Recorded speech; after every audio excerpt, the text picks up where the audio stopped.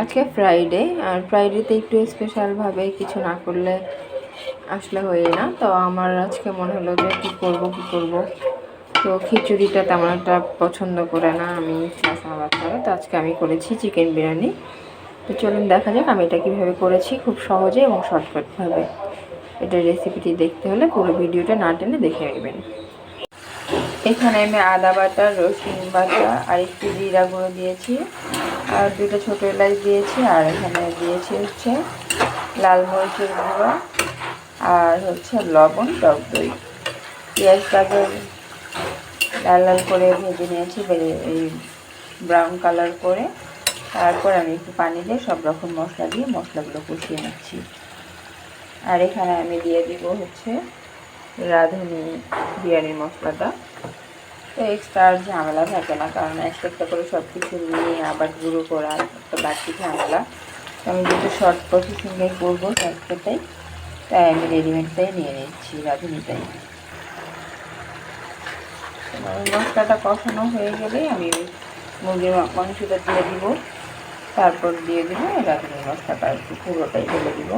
এখানে 1 কেজির মধ্যে আপনারা সবটুকু ঢেলে দেবেন আর কি। আমার মশলাটা কষানো হয়ে গেছে, আমি এই পর্যায়ে এখন মুরগির মাংসটা এখানে দিয়ে দিব। আমি এখানে ধুয়ে ঝরা দিয়ে রেখেছি এভাবে, এখন এটা পুরোটা ঢেলে দিব। দিয়ে ভালোভাবে নেড়ে চেড়ে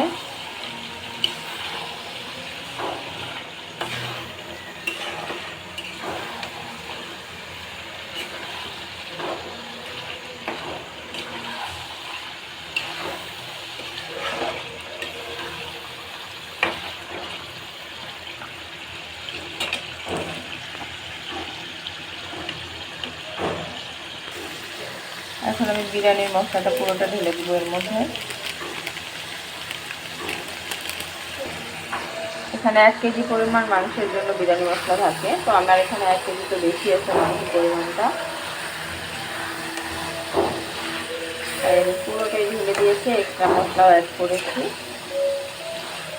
ভালোভাবে নেড়ে চেড়ে ঢাকনা লাগবে দিব একটা। এই পর্যায়ে আমি কোনো রকম পানি দিইনি, দেখতে পাচ্ছেন কতটা পরিমাণ পানি বেরিয়ে আসছে। আমি এই পানিটাই শুধু শুকিয়ে নিব, যেহেতু আপনার এখানে আমি দেশি প্লাস ব্রয়লার মুরগি দুটাই নিয়েছি। তো এই পর্যায়ে আমি নেড়ে চেড়ে আবারও ঢাকনা লাগিয়ে দিব কিছুক্ষণের জন্য। আমার মাংসটা প্রায় কষানো হয়ে গেছে, একটু আছে। আর আমি এখানে পানি বসিয়ে দিয়েছি, ফুটন্ত পানি। আর চালটা ধুয়ে নিয়ে এখানে নিয়ে আমি একটা প্যানের মধ্যে দিয়েছি পানি ঝরানোর জন্য আর কি। তো এখন আমি যাব বিরিয়ানির পোলাওয়ের প্রসেসিংকে। পানিটা বরফ উঠে গেছে, মাংসটা হতে হতে এখানে আমি পোলাওয়ের জন্য দিয়েছিলাম একটা পাত্র।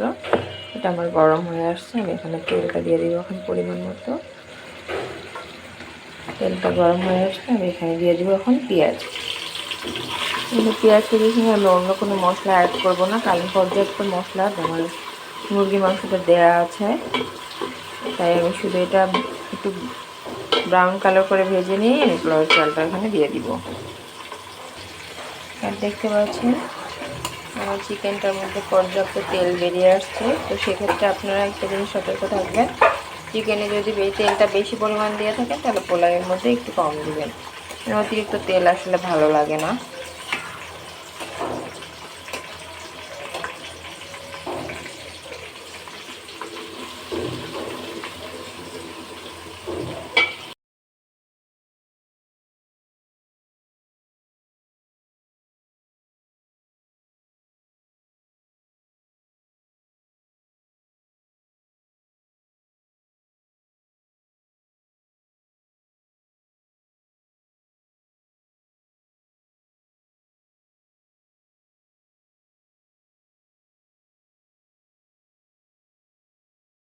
তো আমার পোলাওটা এই যে একটু পানি পানি আছে, আমি এর এখন মাংসটা ঢেলে দিব এখন।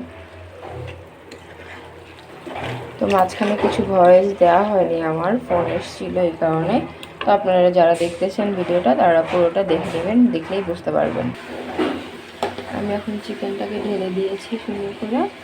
এখন আমি এটা মিক্সড করে ঢাকনা লাগিয়ে একটু কম তাপে রেখে দিব আর কি, একদম হালকা তাপে, কারণ আমার চালটাও এখনও ফুটে আসেনি।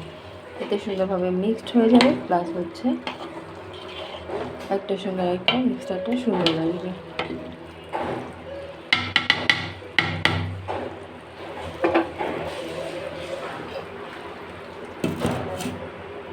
এটা আমার অলমোস্ট পানিটা শুকিয়ে গিয়েছে, যেটা বাড়তি পানি ছিল। এখন আমি এটা একটু নেড়ে চেড়ে দেখিয়ে দিচ্ছি আপনাদেরকে। হয়তো আর 2 থেকে 3 মিনিট লাগবে। এটা আমি খুব ভালোভাবে মিলিয়ে নিচ্ছি সবগুলো।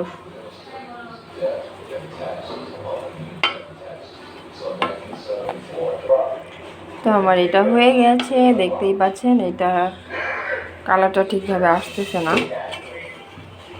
যাই হোক, ভিডিওটি ভালো লাগলে লাইক কমেন্ট শেয়ার দিয়ে পাশে থাকবেন, আর অবশ্যই কমেন্ট করে জানাবেন কেমন লেগেছে। আল্লাহ হাফেজ।